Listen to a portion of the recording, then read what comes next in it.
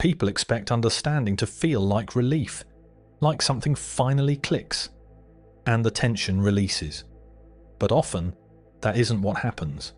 Often, understanding arrives quietly, and afterward, something feels absent. Not wrong, not confusing, just less. That feeling isn't a failure of insight, and it isn't a sign you misunderstood something. It's the experience most people don't expect, and almost never hear named. It usually happens after clarity. You finally see the pattern, the relationship, the belief, the system, and it makes sense. But instead of motivation, there's a drop. Instead of excitement, there's flatness. Sometimes even a quiet grief. Not sadness, not despair. Just a noticeable reduction in emotional charge. Picture this. It's late at night. You've been thinking about something for a long time, and suddenly, you understand it. The problem is clear. The story collapses. And the room feels quieter than you expected. Because the moment you understand something clearly is often the moment you stop wanting what you thought you wanted.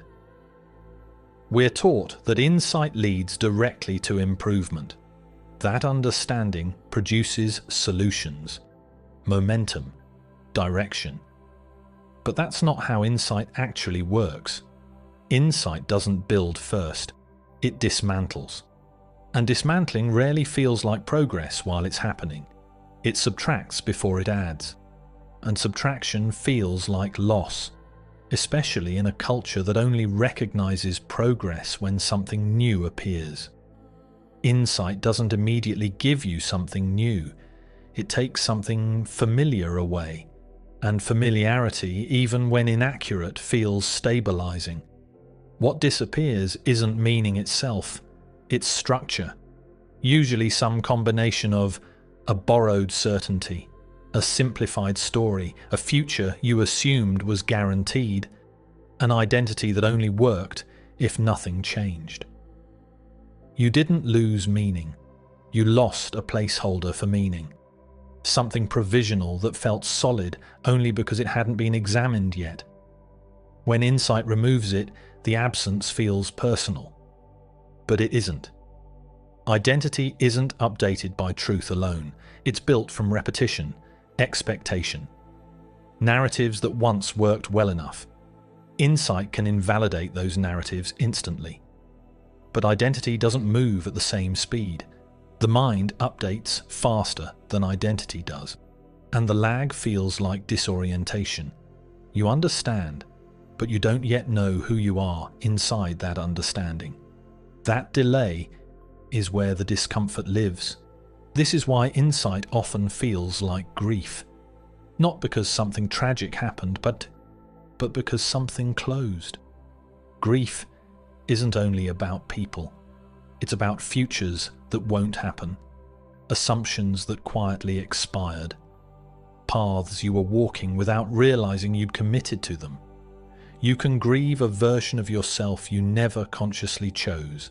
And that grief doesn't announce itself loudly, it shows up as stillness, as emotional neutrality, as a strange quiet after clarity. This stage is often mislabeled.